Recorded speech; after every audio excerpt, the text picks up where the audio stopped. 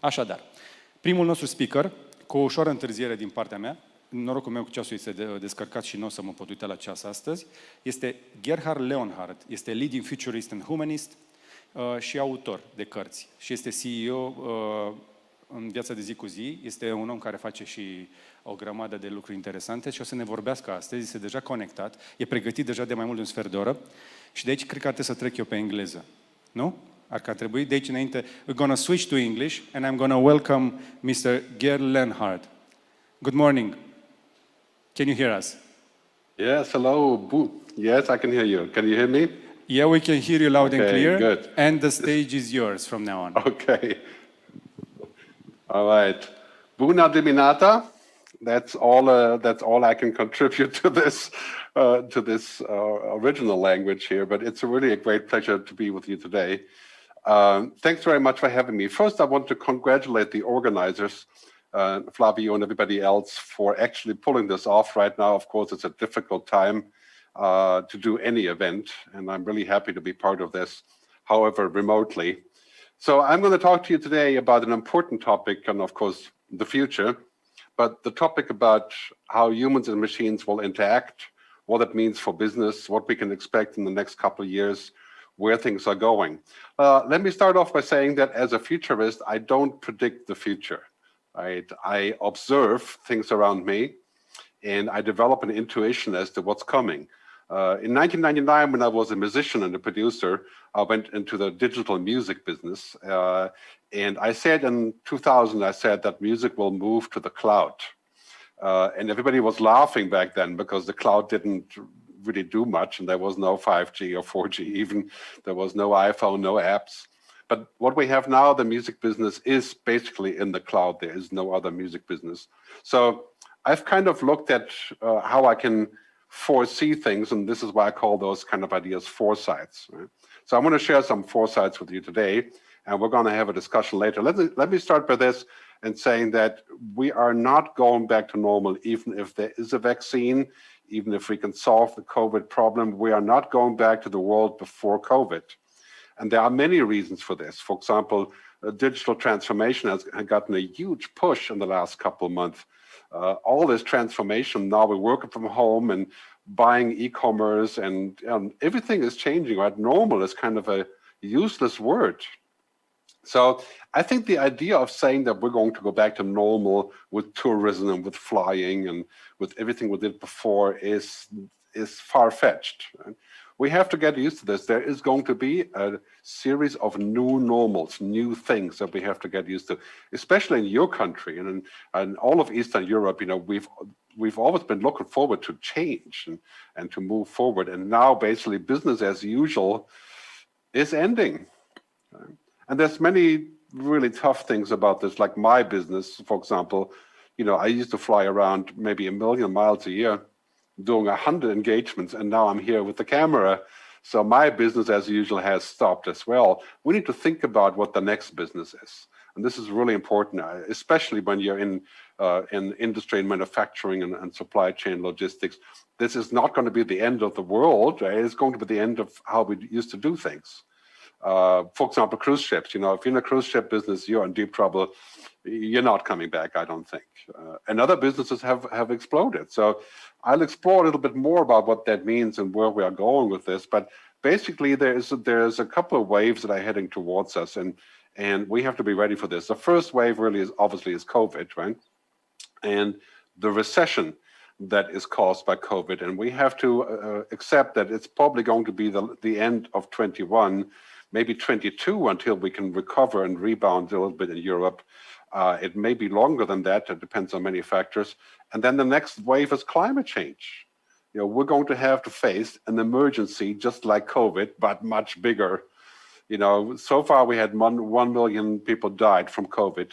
That is a really large number. But compared to previous pandemics where we had 100 million, or climate change, where some people are saying we can have 300 million refugees from climate change. We have to get used to what's happening there. And the next phase after that is technology. Yeah, technology in 2050 will be so powerful that we can sort of become technology if we want to. I mean, this is a crazy idea, but called the Singularity, which I'll talk about later. But those are the waves. And here's a good thing about the waves. As difficult as it is today for many of us, this is offering opportunity. It's offering a reset. It's offering the possibility of a new conversation. Like in Europe, you know, we have put in the stimulus programs, and we've added provisions for green energy. And this is the right thing to do. I think we can go into a future thinking of it a little bit differently. It's a total reset. It's a challenge, and we should not underestimate right now. It's mostly about survival. And it's mostly about collaboration. It's trying to get back to some level of harmony, you know, within the next year that is going to put us back into a new reality. So what is happening really is that we're heading into what I call the great transformation. And if you're looking at this world here, it's changing. It's turning upside down. The things that used to be important, they're at the bottom now, like fancy vacations and cruise ships and cars and Bitcoin and so on. And what's on the top of the pyramid now? Healthcare, technology, the state, intelligent machines, telehealth. I mean, our priorities have shifted. And this is the global paradigm shift that's going to impact factories and manufacturing and supply chain pretty much across the whole spectrum. On that note, I'm going to talk this about more later, but we're not going to see a turn back on globalization, I don't think. I think we're going to see globalization continue because there's global topics like food and water and so on. But at the same time, we're going to see a lot of relocalization, second or third backups to supply chains and those kind of things quite clearly, right? But those paradigm shifts are accelerating. And I can tell you one thing, this is why I love this animation, this video. We are moving warp drive into the future. Warp drive means we're going to hit the button, like, you know, from Star Trek and just go, you know, basically zoom off into the future. And if you're looking around today, even before the crisis, before Corona, there was every week was a major invention, a new battery technology, the Internet of Things. I mean, mind-boggling technological change. And the next 10 years will bring more change than the previous 100 years. In many ways, quite a challenge, but also really amazing to live in this time. You know, 10 years ago, we didn't have Spotify or Netflix. I think that was just around that time. And today, it's like all media is in the cloud. And in 10 years, healthcare will be in the cloud. And of course, everything that we know is going to become digital and virtual. And many of those things offering quite a challenge, right? So here's 4 bigs in this great transformation, 4 big points. And you should print this out, put it on your wall, because that's where the big opportunity is. Trillions of dollars shifting in this direction. Big tech, anything with technology, you know, whether it's robotic process automation or AI, intelligent assistants, all that stuff, technology is going to be mind-bogglingly successful in this crisis and afterwards. Big health. I mean, clearly people want to be healthy now. They want to invest in healthcare. The states have to provide healthcare. That's going to be also another shift away from traditional investments into healthcare, for example, using CRISPR-Cas9 also for COVID testing and so on. Very, very big opportunity, I think, to invest, but also to work in. Big state. I know this is not obviously not something that everybody wants. Big state isn't always good, but right now the state is telling us what to do. The state is making rules. The state is telling us, you know, to wear a mask or to not wear a mask, or what we can do, where we can travel. And the state is paying for us in so many countries, giving us furlough payments and, of course, stimulus packages. So the role of the state will increase, and we have to trust the state, and the state has to be trustworthy. This is the other thing that's happening. And finally, I think this is a giant opportunity for Romania and for Eastern Europe in general, is to start more leadership on big green. I know many people think it's just going to cost money, but I don't think so. The World Economic Forum has shown that if we invest significantly in what they call business back to nature, basically green energy and green futures, we could have as many as 390 million new jobs in 10 years around the world. I believe that is quite true. I think that's a huge possibility. Solar energy 10 years ago was not a good investment, but today it is. And I think we're going into a future where we're going to see oil kind of evaporate as a primary fuel. So one thing that's really important here is that we're going to see this convergence of humans and machines. And I think this is quite hard to take because in so many ways, technology is now kind of overwhelming. You know, if you're in the telecom business or banking or transportation mobility, it's all about technology now. And one thing we have to make sure is that we don't lose our human touch because of technology. So there's inefficiency, there's mistakes, there's serendipity, discovery, imagination, emotions that should not be wiped out by technology. And as efficient as we want to be, it's not all just about efficiency. The things that are most dear to us in our lives are actually not at all about technology. They're about experiences, relationships. So really important to keep that in mind. We're living in the world of the largest transformation in human history. I mean, if you're looking at this wave, of course, the computer was a big deal, electricity, the car, telephone, the internet, but now it's all happening at once. Blockchain, genetic engineering, robotics, energy storage. So first, of course, you have to be informed, but the other thing is, you should have a view on the future that includes this. As my colleague Ray Kurzweil likes to say, in 2050, we're going to reach a time when humans and machines are on the equal level in terms of what they can do, not in terms of consciousness or sentience, I don't think, right? But in terms of ability and computing power, and that's called the singularity. And we're moving very quickly into that future to where machines will be able to handle pretty much any routine, not just welding a car, but driving a car, flying an airplane. Will they ever be able to do 100% what we do? I doubt it. I think they're going to be able to do like 50 or 60 or 70% of our routine work and maybe more eventually, but there's still a very large role for us in the future. So here, quite simply, we're going into the future that has various streams of technological change, and these are the three future principles, that's what I call them. We're moving into a future that exponentially fast, changing exponentially fast, that has convergent technologies and combinatorial products. This is important to remember because it's not just about speed. It's also about new business models that become possible because of technology. Like, for example, if you're in the healthcare business, you know what's happening in healthcare. Healthcare is becoming technology. Now, we're going to be able to use data to cure people or prevent diseases. We're going to have personalized medicine. We're not going to just give people a pill when they're sick. We're going to be able to prevent them from getting sick using technology. So this is a very, very big story that goes pretty much across all the board. And in my book, my latest book, I have a chapter called The Mega Shifts. This is very important if you're in manufacturing and factory design and so on. The mega shifts are basically a combination of things that are a result of technology. And you can download the PDF in 12 languages at megashifts.digital for free. If you just go there, you can download it and read it in peace. But here's what's happening, right? Basically what we see here is this kind of overlapping of all of the possibilities of technology, whether it's about automation or what's called cognification. Now, cognification is the scariest part. It's the fact that machines are starting to compute, I wouldn't say think, that would be far-fetched, right? But machines can learn. You give them a lot of data, 300 million cats, and they can figure out if it's a cat or a dog. This would take a child about 4 seconds to figure out. But anyway, we also have virtualization, digital twins, right, in factories.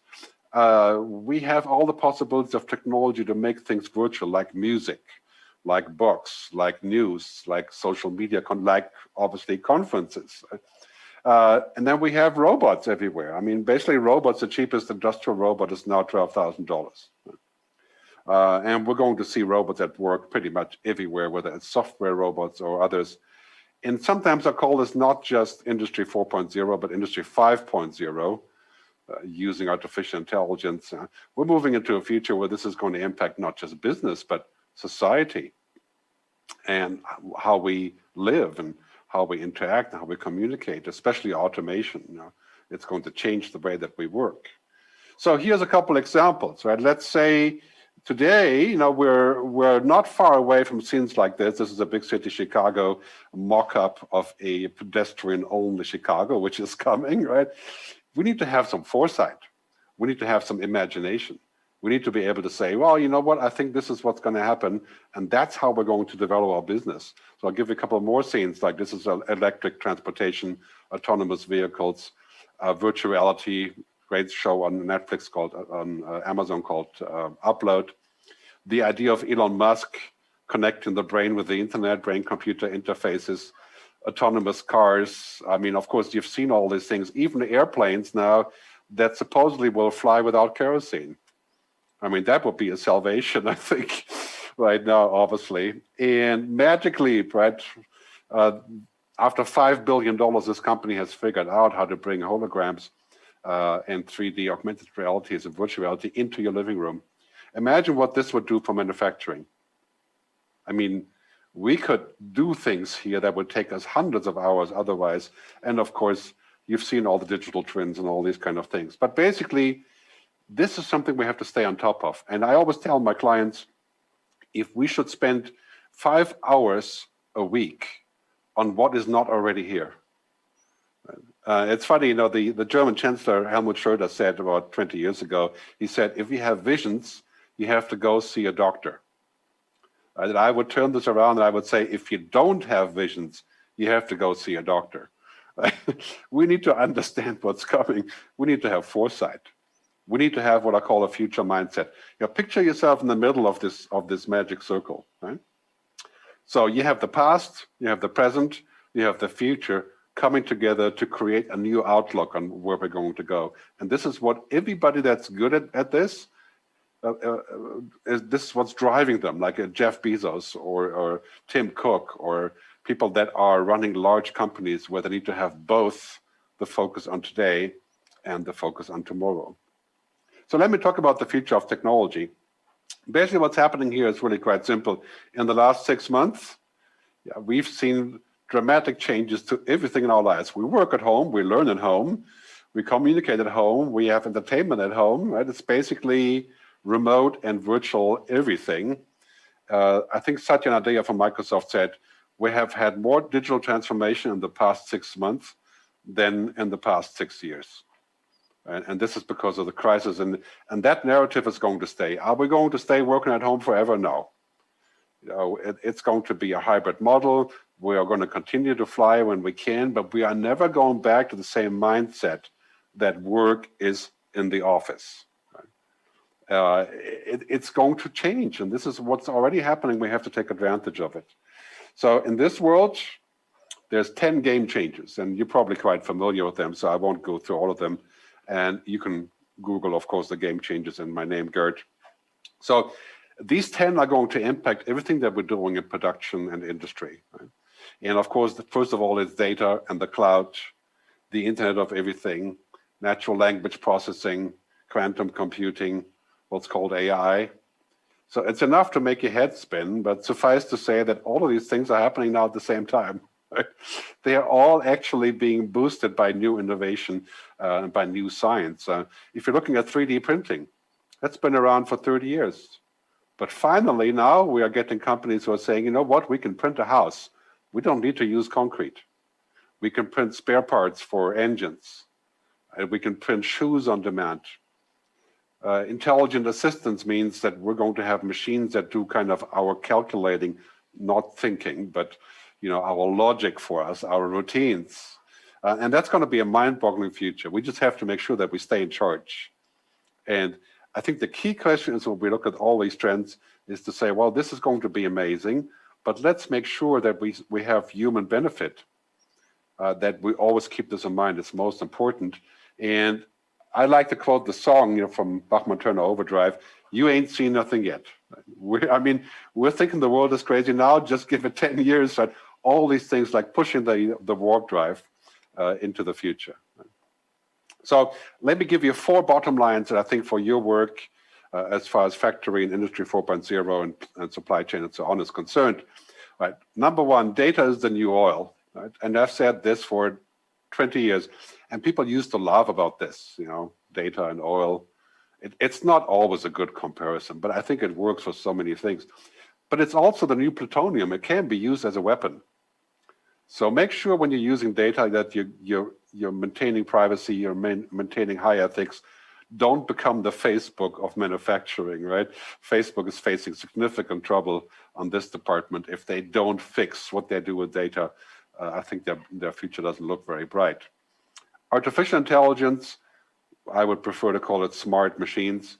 That's the new electricity, right? It's powering everything. And when you think about AI, forget Hollywood, forget Ex Machina, forget Black Mirror, forget all of those things that you've seen on TV, right? This is simply just smart software. It doesn't think. It is not intelligent. Right?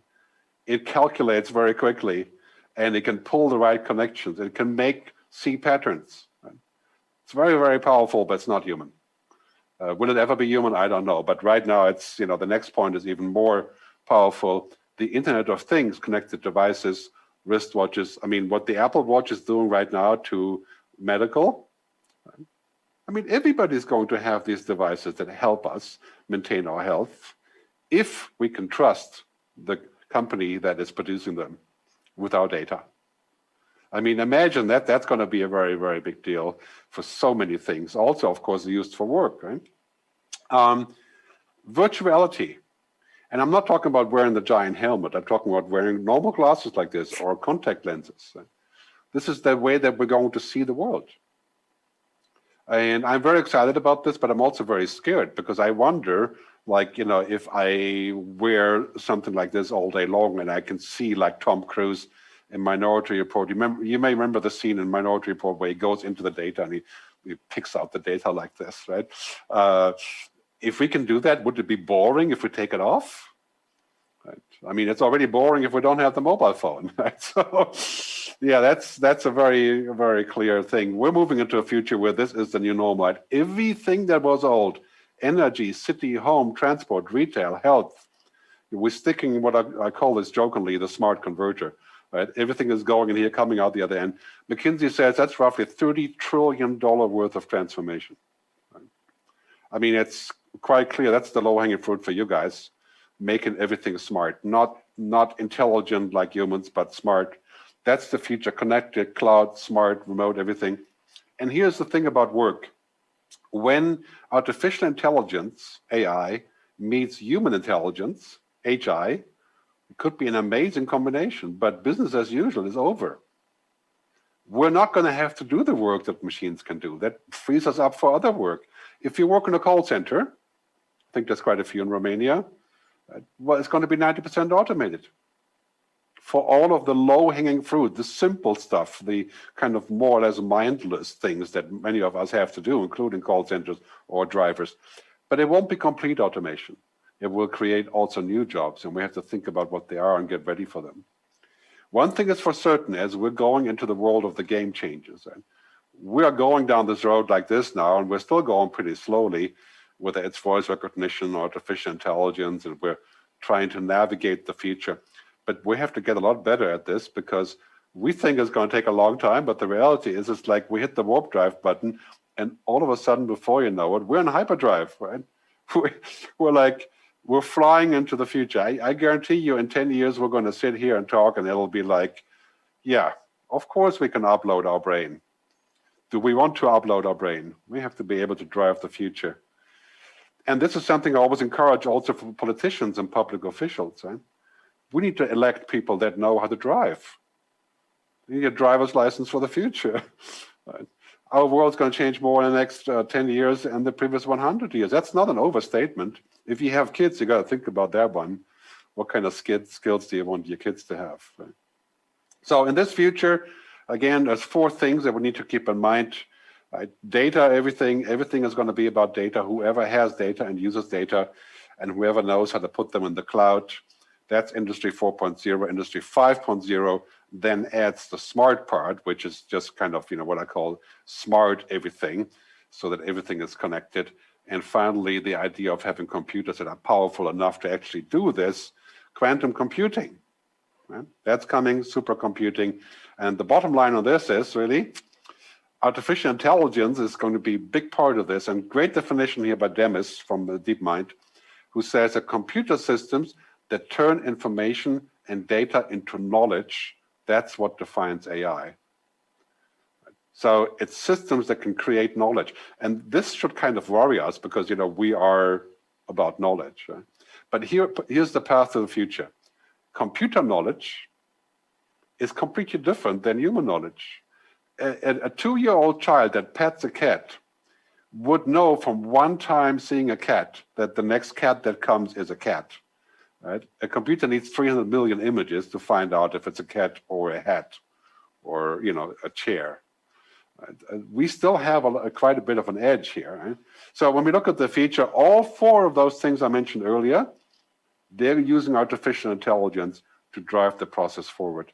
And I would propose that we stop using this word actually, because I think the smart everything is much more realistic. Smart everything is a much better word than intelligence. And I mean, supply chain, right? Artificial intelligence, predictive analytics, robotic process automation, blockchain. I mean, it's quite obvious. These are not miracle machines. They're basically just tools, fancy tools heading towards us in this warp drive. Right? So there's a new report on artificial intelligence called the State of the AI report by 2 investors. I recommend you look at it. Here's a couple screenshots, right? They're talking about drug discovery that's using artificial intelligence, new therapeutics for COVID using artificial intelligence, computer vision, enterprise management, supply chain manufacturing. You can download the whole thing to read more in peace, but call centers and language models and of course all of that stuff. So this is just an example of what's happening in AI. Don't fear intelligent systems. Right now they are not intelligent; they are smart. Right? I keep repeating myself on this, but we should not fear smart things, but we should keep it in control as to what it does. So some learnings from the crisis. Right? First, when we think about what we've thought about in the future, is that efficiency is so important, right? It's all about efficiency, optimization.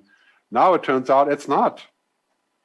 Efficiency is good, but really what it comes down to is resilience, being able to come up with solutions, agility, responsibility.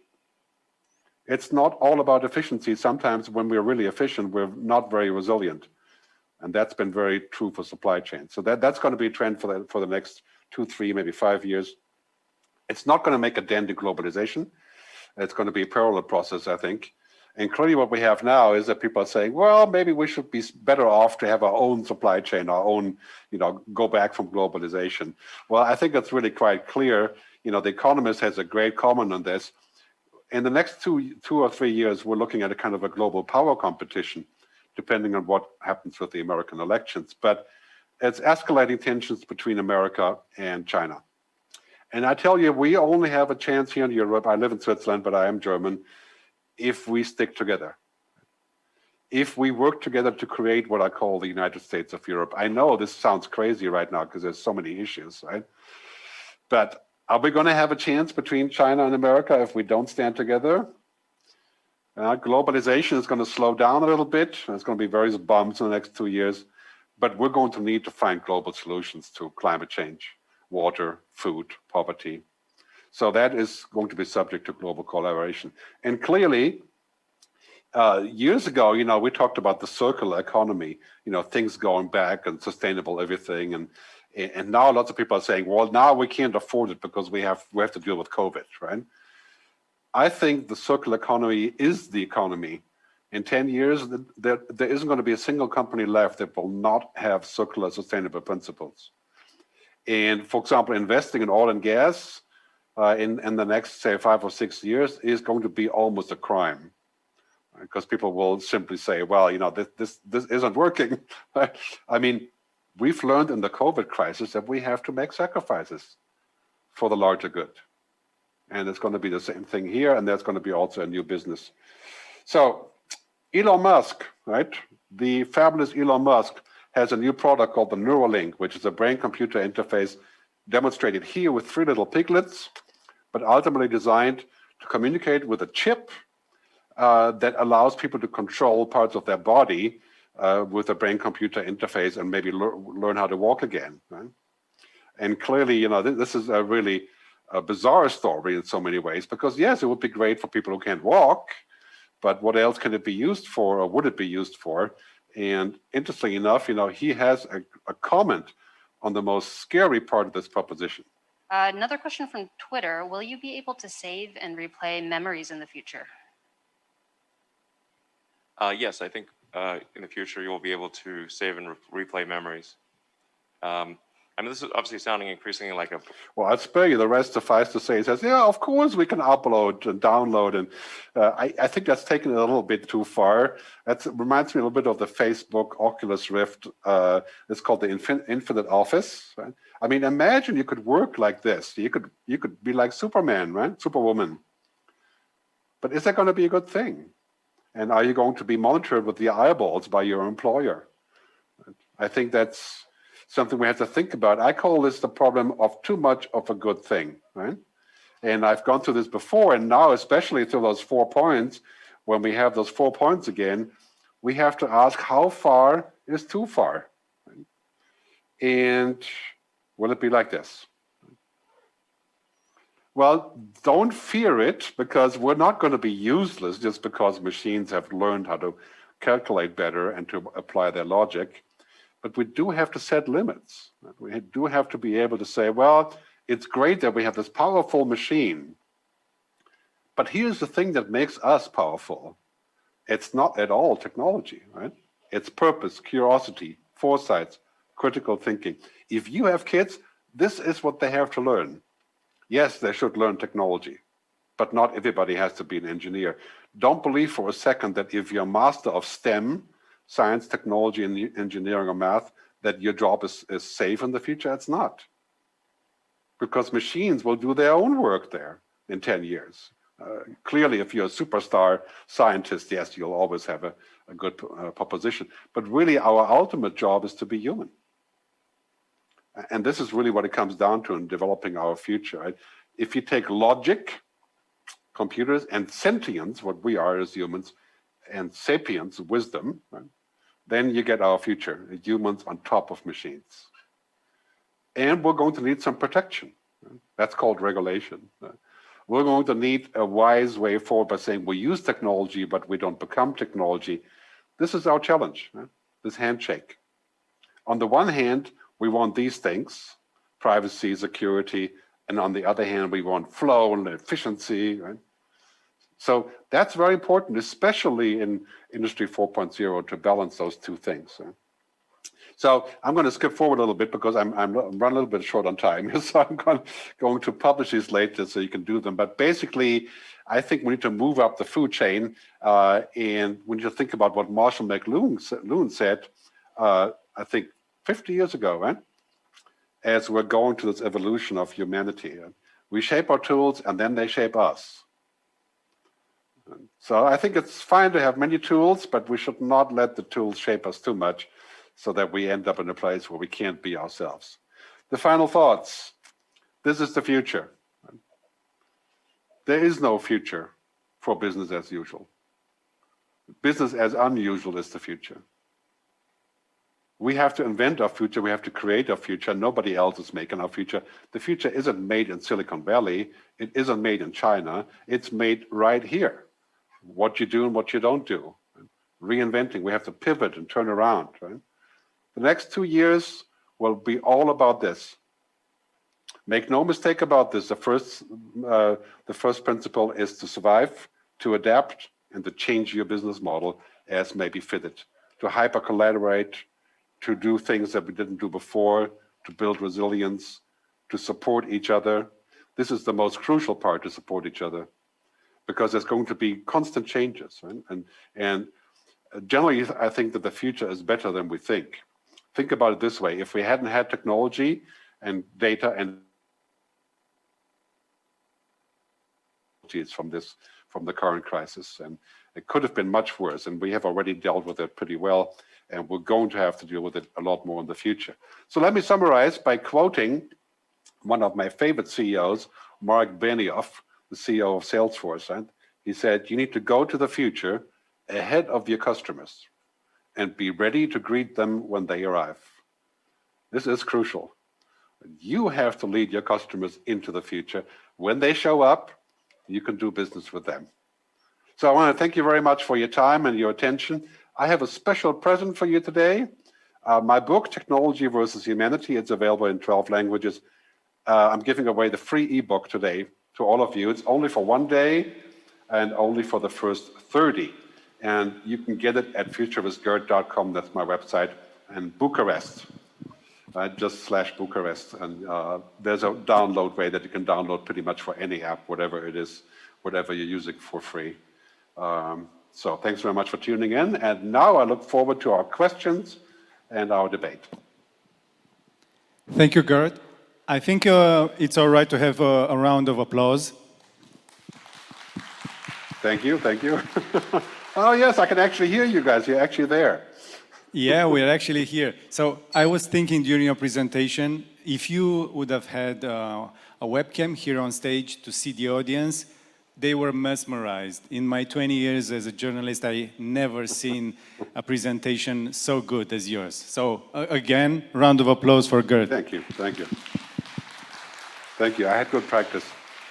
I feel like you packed in your 30 minutes most of it, and we really appreciate your time. So are we switching to our next speaker, or do you have time for a few questions? Anyone has a very quick question for Gerd?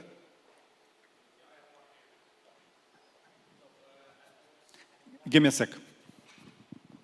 Oh, that's great. We have actual people there. On a So certain can see you slide, guys. That's I good. saw Society X.O, and I'm curious, what's the reasoning behind that? Why X.O? Yes, yeah, it's a very good question. I think basically what's happening is, we talk about this idea of Industry 4.0, Industry 5.0, or as if there was any logic to it. There is no logic to it, right? We're leaping. So today we have 4G and 5G, and maybe in 3 years it's 10G. Right? Basically, technology is so exponential that by the time we're done talking about Industry 4.0, we're already at 6.0. Right? So what we need to do is to not think of it so linear. 1, 2, 3, 4, 5, 6. We should say 4.0, 8.0, 16.0, exponential. Right? We have to get used to the fact that technology is leaping. And exponential means, starting at 4 today, 4, 8, 16, 30 steps, we're at 1 billion. This is why I say in 10 years, it's not going to be a little bit different, like we have music in the cloud today. It's going to be so different that we can say, you know what, where do I back up my thinking? I mean, it's like, yeah, we have to really understand that we're leaping. That's why I put X.O. Thanks for the question. Just like a baby in the first years, just doing new things every day. You need to keep up with the babies to see what the next new thing will be. Any more questions? Well, I think one. Yeah, we have more questions. That's good. We only have time for one more question, if there's any. Okay. No? I think we're good. Okay. Gerd, I want to congratulate you on your production. Okay. So it's world class, top of the line. I've never seen a presentation so good done remotely, and congratulations on your sound. Most people people underestimate the importance of sound when they do video conferencing. Thank you so much. Well, I'm a musician, so sound is important. I could see that. Again, Thank you. Thank you, Gerd. So.